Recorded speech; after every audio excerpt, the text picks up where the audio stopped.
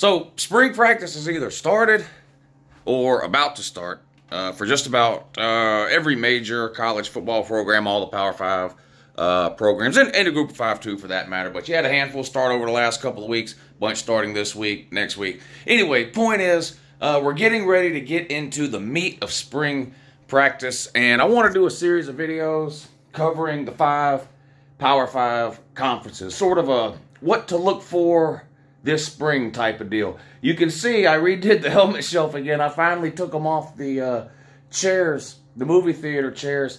I just got kind of tired of those being $5,000 helmet holders, so I moved them back to the shelves. I had, I think, the top 15 on the shelves. Here's what I did so people don't have to ask. Then we'll get to today's video, which is an SEC spring practice preview, team-by-team breakdown by yours truly, Uncle Lou. The bottom shelf is the top 14. 1, 2, 3, 4, 5, 6, 7, 8, 9, 10, 11, 12, 13, 14. Yeah, why 14? That's what fits on the shelf. That's why.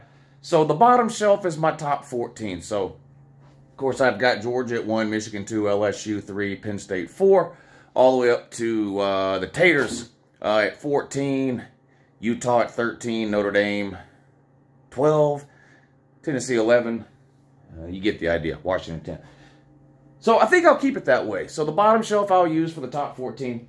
As far as the other shelves go, it's just the rest of the Power 5. That's all that is. And they're in conference order. No particular order within the conference. So I think it's like SEC is on the second shelf leading into the ACC. Then you've got the ACC up here starting with, I guess that's Miami, continuing from the second shelf into the Big Ten. The fourth shelf, you've got the Big Ten into the Big 12, is that right? Yeah.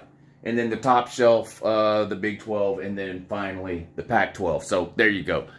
So to answer all the questions about what order are the helmets in or what'd you do with it, that's what I did. And then I still have this mess down here. Those are the non-Power 5 helmets. I used to have them stacked up underneath that window. I'll probably just do that again. I don't know. Anyway, there you go. That's the helmets. SEC spring practice preview. We're just going to go in order based on how they're on the shelves. So we'll start with Georgia. What to look for going into spring practice for Georgia this year? Well, it's pretty obvious. Quarterback, right? Now, it's been a couple of years since I guess Georgia's had a true quarterback competition, but Georgia under Kirby Smart, no stranger to quarterback competitions. Going all the way back to his first year there, which was Jacob Eason's freshman season back in 2016. Was he going to start or was it going to be Grayson Lambert? Well, it turned out it was Grayson Lambert for one game. Then Jacob Eason took over in the second game of 2016, started the rest of that season, went into 17 as the starter, got hurt in week 1. Fromm became the starter. Had a little bit of a controversy towards the end of the season. Was it going to remain Fromm and go back to Eason? Well, Georgia was en route to a national title appearance, stayed with Fromm. 2018, well, that was the Justin Fields debacle. And that's what it was, a debacle. I'm not going to get into that again. Fromm versus Fields. Ended up being Fromm. Fields transferred. 19, no quarterback controversy. Fromm was basically the only quarterback on the roster. Pretty much. He played the entire year. 2020 was the COVID year. That was the weirdest year for Georgia quarterbacks.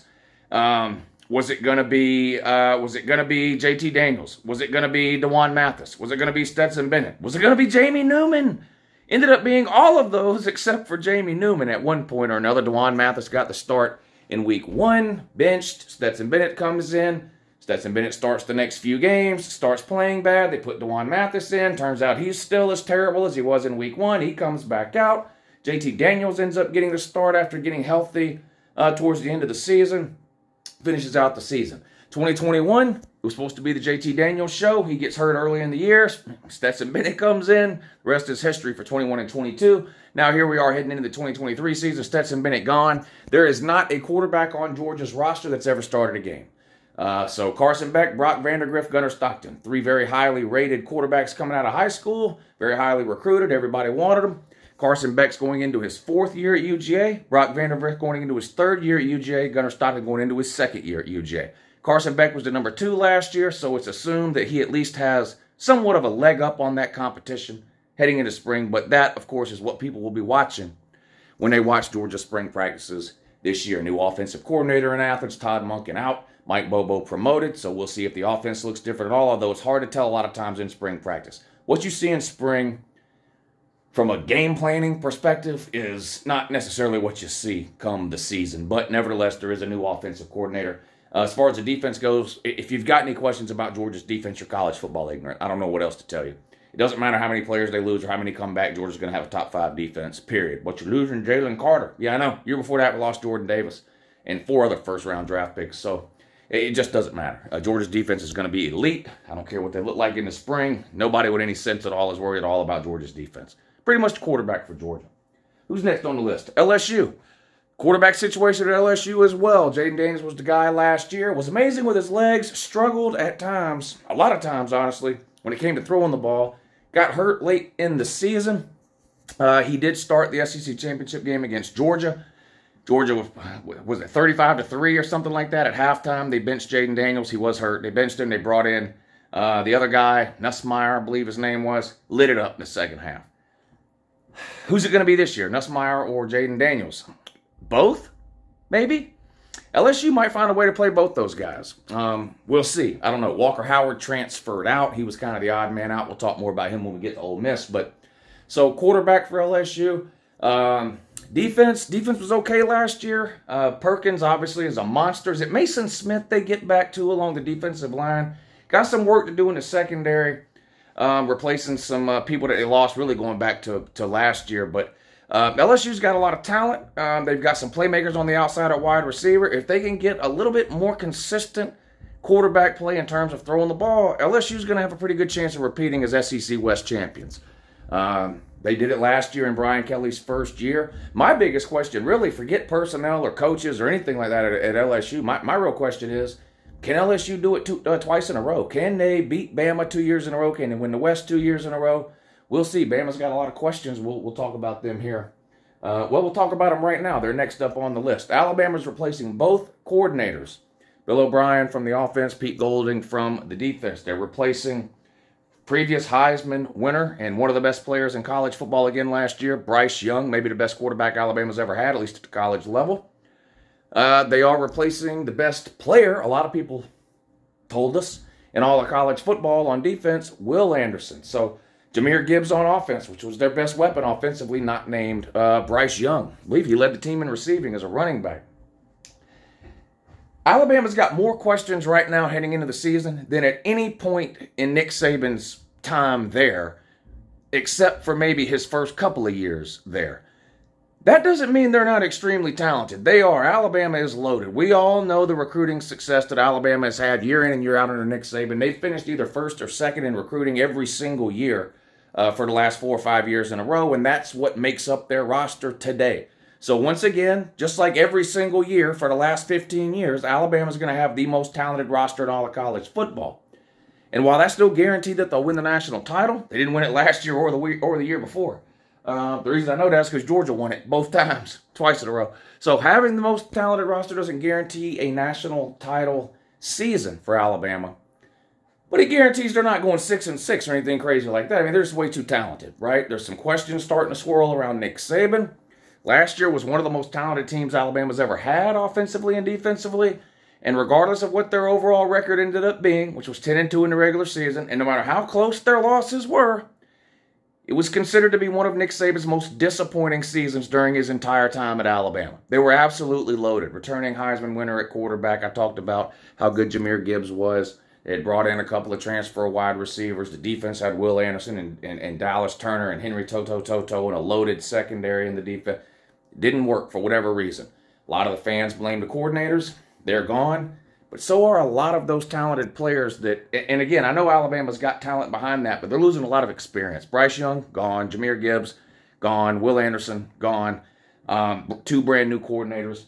A lot of question marks. The biggest one, quarterback. Bryce Young got hurt last year, and Alabama put in Jalen Milroe, who we effectively refer to around here as Jalen Mildew, because he's not any good. At least he wasn't last year when he played. Now he can run, so can Anthony Richardson.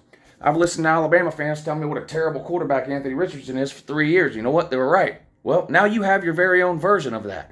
So unless by some miracle Jalen Mildew learns how to pass a football this offseason, He's not going to have a very good year at quarterback throwing the ball. It's just not going to happen. Now, we'll see. They got a younger guy there, Ty Simpson, who a lot of the fans think and want to start at QB instead of Jalen Mildew. We'll see. I think Alabama and Nick Saban is looking to turn the page back a little bit offensively. I think they're looking to get more back to a... I don't want to use the term, 3 yards in a cloud of dust. It's not like they're going to be lining up with 3 tight ends in an I formation every single time, but it does seem like over the last few years, Alabama has kind of gotten away from what made them really successful during that run, which was just a dominating offensive line, a ground game that could pound teams into submission, and a smothering defense, especially up front. It seems like they have gotten away from that. I think it's great that they want to try to get back to that if the rumors are true. My question is, where's Derrick Henry? Where's Mark Ingram? Where's Trent Richardson? None of those people, there ain't nobody on Alabama's roster that fits those molds right now at running back. Jase McClellan? Come on. Jase McClellan's a nice running back. He might even be pretty good. He's not in the same universe as those other running backs that Alabama's used to having. Now, they're bringing in a couple of freshmen this year that I think is going to be hard to keep off the field. So we'll see. I'm not saying Alabama can't be an elite team. I'm not saying Alabama can't run the table in the regular season and go 12-0, win the West, the SEC, and make the playoffs, or maybe even win the national title. But I am saying that there is probably more question marks surrounding Alabama's 2023 season than any other season in recent memory. There you go for Alabama. Who's up next in the SEC? Ohio State, Southern Cal, FSU, Oregon, Washington, Tennessee. Tennessee, again with the quarterbacks. They lose Hendon Hooker, right? In comes Joe Milton. Funny because Joe Milton actually started ahead of Hendon Hooker, Josh Heupel's first year at Tennessee. So Josh Heupel's hired by Tennessee. He comes in. He goes through an entire offseason. He tells us Joe Milton's better than Hendon Hooker. Joe Milton gets the start. Turns out he wasn't very good. Hendon Hooker comes in. The rest is history. This was the 21 season. Hendon Hooker then started all last season and put up ridiculous numbers. He's gone to the NFL. Joe Milton gets his shot again this year in 2023. Or does he? Tennessee brings in the all-everything high school recruit QB off the West Coast. Nico, I'm about to leave ya. Which is probably going to happen once he realizes he's not winning anything at Tennessee. I think it's going to be Joe Milton's job. I don't expect Nico to beat out Joe Milton in the spring or in the preseason. I expect Joe Milton to start week 1. In fact, I expect Joe Milton to start every single game for Tennessee this year, unless and until Joe Milton either gets hurt or Tennessee accumulates 2 or 3 losses and decides to just go ahead and turn the page the next season. In other words, I don't think Nico's going to be starting at quarterback just because Josh Heupel thinks, he's the better of the 2 options for this year. Very rare for a true freshman QB to come in and be ready day one, especially in a Josh Heupel type offense, which is a unique offense. I think it's a little gimmicky. Tennessee fans get mad at me when I say that. But running an offense at the speed at which Tennessee runs it is not something that you can just pick up and start doing day one. Now, I know Nico was an early enrollee, so he's been there for a while. He'll go through spring, summer, and then fall camp and all that. So he'll have his time to learn the system. But for whatever reason, Hendon Hooker couldn't learn it in 1 year. Joe Milton couldn't learn it in 1 year. So we'll see. We'll see. Obviously, you can't deny the talent that Nico has. I get the quarterback talk coming from Tennessee. It is exciting to bring in a big name quarterback prospect. That is exciting. I don't want to take anything away from Tennessee on that. It's great that they landed him. But they lose a lot offensively besides quarterback too. They lose, top 2 wide receivers. I still think Tennessee's offense is going to put up a lot of yards and a lot of points, pretty much regardless of who the quarterback is. I do think their offense is going to be successful in 2023. My questions are on the defensive side of the ball, just like they are probably always going to be under a Josh Heupel-led team. Tennessee has had one of the worst defenses in the SEC each of the last 2 seasons under Josh Heupel.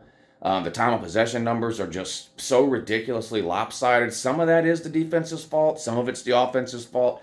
The offense runs at such a fast pace. It limits their time of possession. Tennessee's defense was on the field way longer than any other SEC defense last year. In fact, Tennessee finished 130th in the country last year in time of possession. That means their defense is spending a ridiculous amount of time on the field, almost 40 minutes a game. And you see a lot of second-half breakdowns with Tennessee's defense because they just get wore out. How do you fix that? Depth. And that's something that has to be built over a period of time. Depth is not something that can be fixed in 1 or 2 off seasons. It takes, 2, 3, 4 recruiting cycles, transfer classes, things like that to get the type of depth you need defensively to keep from wearing out in the second half. So they got a new offensive coordinator. They decided to keep the defensive coordinator, which is a little bit of a head scratcher to me. I think it should have gone in a different direction there, but they didn't. So we'll see. But, you know, the questions about Tennessee are going to be defensive in nature, and we'll see. Again, this is going to be something I think that's kind of hard to tell in spring practice as far as Tennessee's defense playing against Tennessee's offense in the spring game because, well, they're not going to play that type of offense during the regular season. So, in any case, those are my questions about Tennessee. Let's move on to Lane Kiffin and Ole Miss, who has a trip to Athens this year to get beat by Georgia and Kirby Smart later in the year. But anyway, again with the quarterbacks. Jackson Dart is still there. He returns as quarterback. But it's no secret that Lane Kiffin wasn't all that happy with the way he played last year, particularly with his ability to throw the ball. So what did he do? He goes out and brings in not one but two highly rated transfer quarterbacks. One with a ton of experience, one with hardly any at all. Spencer Sanders, who seems like he's been the quarterback at Oklahoma State for 15 years, has left Oklahoma State and enrolled with Lane Kiffin at Ole Miss. He becomes immediately the most experienced quarterback they have, way more experienced than Jackson Dart. And the other transfer they brought in, this one from LSU, Walker Howard. Now, Walker Howard might be the most highly decorated, highest rated recruit of the bunch, but it's going to be hard to keep Spencer Sanders off the field just because of his experience level, I think. We'll see. Walker Howard was that sort of a famous LSU recruit under Brian Kelly. You remember the dance videos that Brian Kelly did that everybody was making fun of in the dark room with the LED flashing lights, and they were on that spinning pedestal, and it kind of looked like Brian Kelly was dry humping the recruit? That was Walker Howard. So don't blame him at all for getting the hell out of Dodge. That was creepy as fuck. He's now at Ole Miss. So interesting QB situation going on at Ole Miss with Walker Howard from LSU, Spencer Sanders coming in from Oklahoma State, and returning starter Jackson Dart. They're going to have one of the best run games in the country again this year with, what's the guy? Zach Evans, and I always forget the other one's name. He actually was the better of the two last year. Hodgkins, Pudgkins, whatever. I'm a professional. Anyway, trust me, Ole Miss is going to have a great run game again in 2023. Mississippi State, Mike Leach. Boy, sad situation at the end of the year last year. Mike Leach unexpectedly passing away. Mississippi State decides to promote from within instead of going out and having a coaching search. So keeping some consistency and continuity there by promoting to head coach from within. But he's already announced that he is not keeping the air raid style or scheme of offense that Mike Leach ran. And really, that's not much of a surprise. That was a Mike Leach specific offense. That offense lived in one place only, deep inside Mike Leach's head. He's out. It's going to be a new offensive scheme there at Mississippi State. We'll see how they do. One of the least talented teams in the SEC West, if you just look at roster or recruiting rankings and all that, and all that kind of thing. Going to be an uphill battle, I think, this year in the SEC for Mississippi State. But we'll see how that new coach does. We'll see how the team sort of adjusts to life after Mike Leach. That's what I'll be looking for spring practice out of Mississippi State. Speaking of losing coaches, Arkansas. Now, they keep the head coach, Sam Pittman, who everyone seems to love. It's hard to find anybody that has a bad word to say about Sam Pittman, myself included. But he's just about the only thing returning at Arkansas.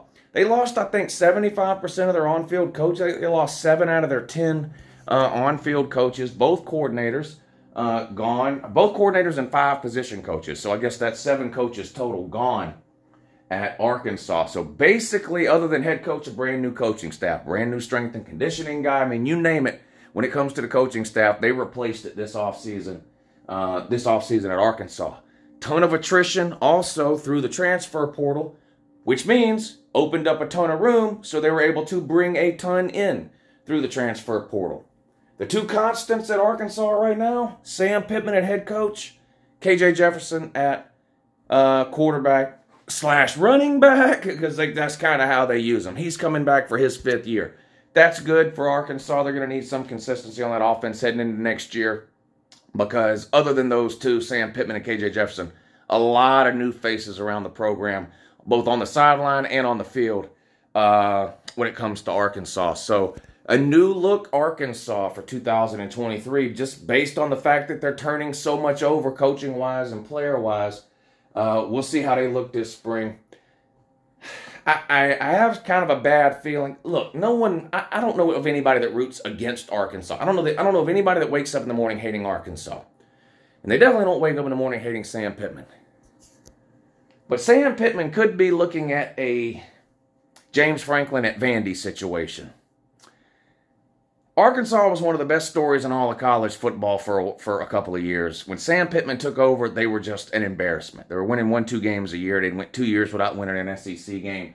Next thing you know, Sam Pittman gets to Fayetteville. They're winning 7, 8, 9 games with a bowl win, beating SEC teams no one thought they would beat. They were ranked inside the top 15 multiple times. It was a great story. And then last year happened. I think they went 7-5. It could be that Arkansas hit its peak early on under Sam Pittman. That just could be the case. The SEC after this season is expanding out, adding Texas and Oklahoma. The schedules are about to get more difficult for the majority of the teams. 9 conference games instead of 8. It could be that Arkansas peaked a year or two ago under Sam Pittman. Not that Sam Pittman's about to fall off a cliff and go 4-8 every single year, but the sort of hope that Arkansas fans had of getting to double-digit wins in a season or competing to win their division, something else that's going away in the SEC, so now you have to look towards just winning the conference. I don't know that that is any longer a realistic possibility for Sam Pittman in Arkansas. Texas A&M, a complete do-over is needed there, and that's what they're trying to do. Jimbo Fisher finally gives up play-calling duties. He's hired none other than Bobby Petrino. Wow, what a blast from the past that is. I mentioned how nobody ever has anything bad to say about Sam Pittman. Well, you can't find anybody with anything good to say about Bobby Petrino. Nobody. Even Texas A&M fans are struggling to compliment new offensive coordinator Bobby Petrino. He's just a scumbag human being. This is just something that's been known about Bobby Petrino forever. Whether you want to talk about the moped accident, the fake neck brace, the cheating on his wife, leaving the Atlanta Falcons in the middle of the night without saying anything. There's just there's a list a mile long of things that Bobby Petrino has done to piss a whole lot of people off. With that being said, if he shows up at College Station and turns Texas A&M into a conference winner, all will be forgiven as far as the Aggie fans are concerned. They're desperate to be meaningful, aren't they? One of the most disappointing college football seasons of any team occurred last year, in recent memory, occurred last year for Texas A&M. Absolutely abysmal. At one point, they lost 6 games in a row. They've got questions offensively all over the board. You could start with quarterback. They need to decide on one. Offensive philosophy. What kind of team do they want to be? Is Jimbo Fisher really going to hand over play calling duties? That's a fair question to ask. Jimbo Fisher has been calling his own plays for over a decade. We have seen coaches in the past who have had a hard time letting go. We'll see. He brought in a big name, Bobby Petrino, who's been a head coach before. I definitely don't think Bobby Petrino is just some kind of coffee boy in disguise that Jimbo Fisher is going to be able to order around and secretly still be in control of the offense. I don't think Bobby Petrino would have taken that job if he wasn't convinced that Jimbo Fisher was going to actually let him run the offense. So we'll see how that plays out over the course of spring practice and then, of course, once the season starts in the fall. But question marks across the board for Texas A&M heading into spring practice. They lost a ton of very highly rated recruits from that #1 class they signed a couple of years ago, but they still have probably the second, maybe the third most talented roster in the SEC West. If you just look at talent, I mean, outside of Georgia, Alabama, and LSU, no one else even comes close to the talent that Texas A&M has. It's time for that to start meaning something in terms of wins and losses. 8-4 has become a good season for Texas A&M.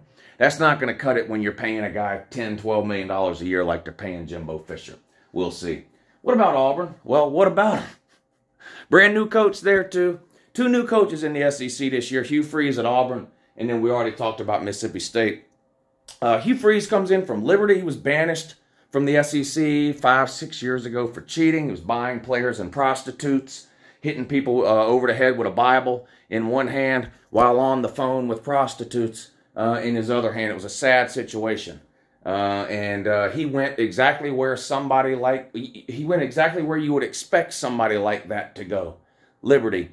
And I guess he got saved, and now he's allowed back into the SEC where he takes over the dumpster fire known as Auburn. The Bryan Harsin experiment failed miserably, much to the boosters' enjoyment. They are loving the whole "I told you so" thing that they get to tell the Auburn administration about Bryan Harsin. The boosters hated that hire from the get-go. Hugh Freeze comes in. This is an look. Listen. Hugh Freeze, Bobby Petrino, whatever list you want to name. These people are good football coaches. We have to be able to separate how we personally feel about somebody from whether or not they're actually a good football coach. Now, I didn't say great. I said good. Hugh Freeze is at least a good football coach. Proved that when he was at Ole Miss the first time. Innovative offenses, right? Always gets the most out of whatever quarterback he's got available to play. And he's beat Auburn, or Bama and Nick Saban. He's beat Bama and Nick Saban a couple of times when he was at Ole Miss. So Auburn brings him in, and again, regardless of what you think about him personally, he's an obvious upgrade over Bryan Harsin. That's the good news. Bad news, the talent level at Auburn has dropped significantly over the last couple of years. All of the coaching chaos that went on there, from Malzahn being run out of town to Harsin then being hired without the support of the boosters, and then the boosters trying to sabotage him with the rumors that got started, all of that had a negative effect on Auburn recruiting and on its roster in general with some transfers. So they've got some work to do to build that roster up to where it needs to be, starting with the quarterback position. Now, Auburn tried to get a quarterback during the first transfer period that happened at the end of last season. They were unable to secure one. So as of right now, at least heading into spring, it looks like the Robbie Ashford show on the plains at Auburn. Robbie Ashford was the baseball player / athlete that they forced to play quarterback last year. He was horrible. Couldn't complete a pass. He was absolutely terrible. But he does have the athletic ability that Hugh Freeze looks for in a quarterback. And we've seen Hugh Freeze turn water into wine before when it comes to the QB position. So we'll see how Robbie Ashford looks in the spring. But I would not be surprised. There's another transfer portal period that opens up right after spring games. May 1st to May 15th. There's another 2-week period where players can enter the portal. So get back to like the Georgia situation. We talked about their quarterback situation. 3 quarterbacks there. If one of those 3 quarterbacks coming out of spring practice feels like they're buried on the depth chart, or that they're definitely third, or that they don't have any chance at all to play this year, it could be that one of those 3 decides to enter the portal. But even if it's not one of those 3, my point is there's going to be a new round of players entering the transfer portal during a 2-week period from May 1st to May 15th. Keep an eye on Auburn. If Robbie Ashford doesn't impress or turns out to be not exactly what Hugh Freeze is looking for at the quarterback position, I wouldn't be at all surprised to see Hugh Freeze and Auburn go out and grab a quarterback from the transfer portal the first 2 weeks of May when it opens back up. But a lot of work to do at Auburn. Reason to be excited, though, with Hugh Freeze coming in, at least from a football perspective, because he's an obvious upgrade over Bryan Harsin. What about Florida? Boy, a lot of work to do there. Quarterback, again, a team that went out and looked for a quarterback from the transfer portal and got left sucking hind tit. They brought in something called Graham Mertz. Graham Mertz is absolutely horrible. He's been the quarterback at Wisconsin for the last couple of years. He's the sole reason Wisconsin ended up firing their head coach. Wisconsin was just absolutely abysmal. Graham Mertz is like a way less athletic version of Anthony Richardson. In other words, he throws just as many interceptions as he does touchdowns and a low completion percentage. He's just not a good quarterback. Their other option is Jack Miller, who we, of course, affectionately refer to around here as Jack Leg, because he's a jack leg, not any good. We saw him play in the bowl game against Oregon State. He looked like he'd never seen a football before. They had another quarterback. Well, you know about Anthony Richardson, left for the NFL. Their second-string quarterback last year got caught up in some kind of child pornography sting, so he's gone. Jack Leg was the third option. He's terrible, so you bring in Graham Mertz. Not a good situation right now in Florida when it comes to the quarterback room, and that's really just scratching the surface when it comes to Florida's issues. They lose 4 of their 5 offensive linemen. They don't have a single wide receiver that scares anybody. Defensively, They've fallen off drastically over the last 3 to 4 years. They've got a lot of issues. And what concerns me the most about Florida when you look back to last year, because people look and say, well, you know, it was Billy Napier's first year, Woo. Yeah. You know what I expect to see under a first-year head coach? Gradual improvement over the course of a season. Go back and look at Florida's season and show me where the improvement was. Early in the season, you were competing with teams like Utah. Hell, you beat Utah. Late in the season, you lost to Vandy. Florida got worse as the season went along. That's not a good sign. I still think Billy Napier doesn't know what the hell he's doing. I still think Florida will be looking for a new coach after the 2024 season. Not this season. I think Billy Napier will be the head coach at Florida for 3 years. That's it. Last year was his first year. 23 his second year. 24 will be his final year. Florida will be in coaching search mode again. But they want to be a team that runs the ball. They ran the ball well last year. That was with Anthony Richardson, when teams had to respect his running ability and it freed up other people. Now you've lost 4 of your 5 offensive linemen. You've lost Anthony Richardson. You got Graham Mertz, who can't run from here to there or complete a pass. It's just, it doesn't look good. So as far as questions for Florida in the spring, all of it across the board. How is Graham Mertz going to look? What type of offense are they going to run? Is it going to be a run-heavy offense? We'll see. Uphill battle for Florida in 2023, though. Kentucky is like Arkansas. I feel like Kentucky has peaked. I absolutely love Mark Stoops. I don't know that there's a coach in the country that could have gotten Kentucky to where Mark Stoops has gotten them. And I know they haven't won New Year's Six games or won divisions or won conferences, but again, this is Kentucky we're talking about here. And he has turned them into a team that consistently wins 8 or more games a year on average. And then you got the pop year where they can win 9 or 10. That is unbelievable for Kentucky. But again, like Arkansas, I think the hype was a little too premature as far as Kentucky being able to take, quote-unquote, the next step and compete for division or conference titles. I think I'm at the point now where I just don't see that happening anytime in the immediate future. Immediate future to me in college football is 3 to 4 years. Don't see it happening. They lose Will Levis. Now, they do bring in Devin Leary, one of the ACC's best quarterbacks from last year out of NC State. So, again, Kentucky kind of living and dying through the transfer portal. They've done this at wide receiver. This is the second time now they've done it at quarterback. They brought Will Levis in as a transfer. Now they bring in Devin Leary. Running back is a position where Kentucky has had some success. They're going to have to find somebody new. All the running backs are gone. Chris Rodriguez is gone. They've had sort of a string 4, 5, 6 years in a row where they've had like a workhorse running back or a really, really good running back. Not saying they won't have one this year, but that's what we need spring practice for. We got to figure out who that's going to be. The backup, it comes back, so maybe he takes on that role. I don't know. And as usual and forever, as long as anyone can remember, Kentucky lacks anything on the outside in terms of wide receiver that would frighten even a middle school team.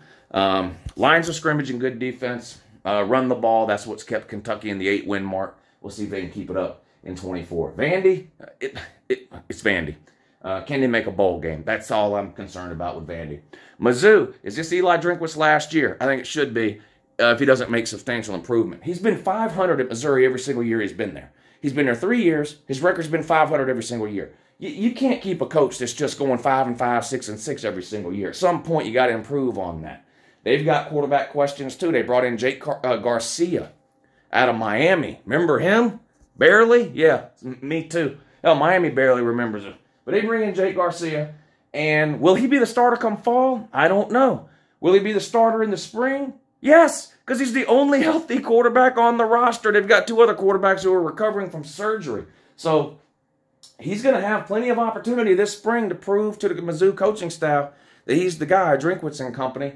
They lost a wide receiver, Dominic Lovett, he was their leading wide receiver last year. They lose him to the portal. So they've got some work to do. Missouri's not a terrible team. In fact, they almost beat Georgia last year. I don't know if anybody remembers that. Anybody remember that? We lost to Mizzou. You almost lost to Mizzou. Yeah, congratulations, Ohio State, man. You're a little bit better than Mizzou. Yeah, we almost lost to Mizzou. Yeah, we only beat Mizzou by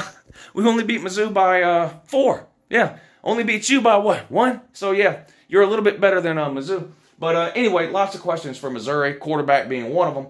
And who will be the coach next year? Will it still be Drinkwitz? We'll see. There you go. That's it for the SEC. Man, this is a long video. I'm going to do this for all 5 conferences, but there you go. Team by team, spring preview, what to expect, what to look for. Let me know down below, what fan are you a team of, and what are you looking for from your team during spring practice? Have a great day.